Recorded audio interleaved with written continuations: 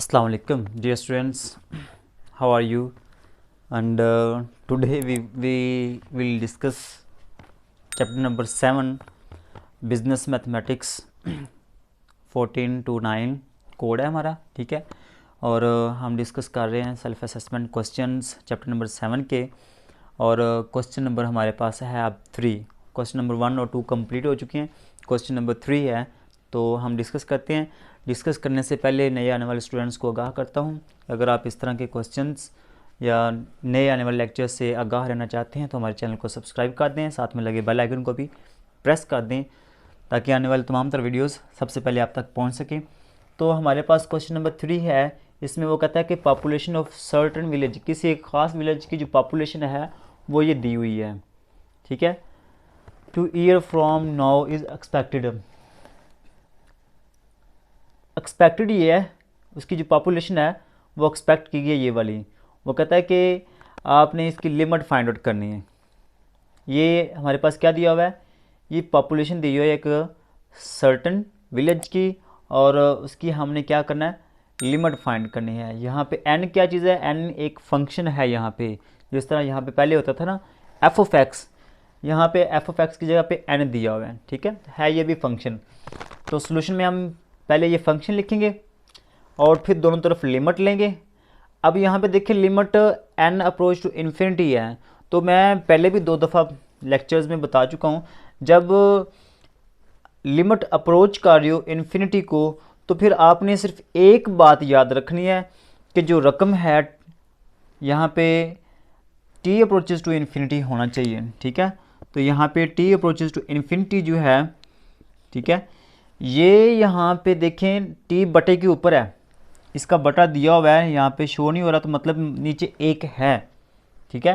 तो जब t जो ना या लिमिट जो ना ये इन्फिनिटी को अप्रोच कर रही हो तो उस वक्त क्या करना होता है, उस वक्त आप लोगों ने ये याद रखना है कि जो t है ये बटे के नीचे होना चाहिए, ऊपर नहीं होना चाहिए, ठीक है।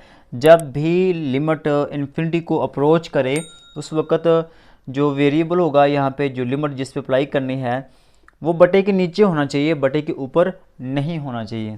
तो यहाँ पे t है ना, t बटे के नीचे होना चाहिए था, लेकिन ये ऊपर है, तो फिर इसको हम क्या करेंगे, इसको बटे के नीचे लेकर आएंगे। लेकिन लेकर कैसे आना है, आसान है।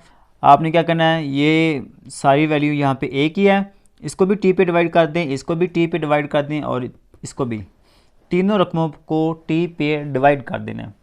तो ये t से कैंसिल हो जाएगा, बाकी ये वैसे ही आ जाएगा, बटे के नीचे ये t रह जाएगा, ये t कैंसिल हो गया, 1 रह गया, 3/t रह जाएगा, और ये होल का स्क्वायर आ जाएगा। अब देखें t जो ना ये बटे के नीचे आ गया, ठीक है। अब यहाँ पे हम लिमिट अप्लाई करेंगे, ठीक है। अगर मैं यहाँ पे लिमिट अप्लाई करता तो क्या होता, यहाँ पे चेक कर लीजिएगा, t अप्रोच टू इन्फिनिटी है, इन्फिनिटी को हम क्या करेंगे, प्लस करेंगे ना, यहाँ पे 3 प्लस करेंगे तो फिर क्या होगा, इन्फिनिटी ही आएगा। तो इन्फिनिटी यहाँ पे क्या होगा, 5000 बटा इन्फिनिटी जवाब क्या आएगा, 0 आएगा। तो यहाँ पे भी हल हो सकता है, लेकिन जो प्रॉपर वे है, ठीक है, जो मैंने बताया हुआ तरीका कि अगर इन्फिनिटी आ जाए तो आपने इसको बटे के नीचे लेकर आना है, तो मैं उसी तरीके से करवा रहा हूँ, ठीक है। तो बटे के नीचे लेकर आए, अब यहाँ पे लिमिट अप्लाई करेंगे, जहाँ पे t है वहाँ पे हम क्या करेंगे, इन्फिनिटी पुट कर देंगे, तो यहाँ पे भी इन्फिनिटी आ जाएगा, यहाँ पे भी इन्फिनिटी आ जाएगा। अब ये बटे के नीचे इन्फिनिटी है, ये 0 हो जाएगा, यहाँ पे बटे के नीचे इन्फिनिटी है, ये भी क्या हो जाएगा, 0 हो जाएगा। अगर बटे के ऊपर 0 आ जाए तो ये सारी रकम क्या हो जाएगी, ये 0 हो जाएगी, और 15000 में 0 ऐड करेंगे तो क्या आ जाएगा, 15000 ही आ जाएगा, ठीक है।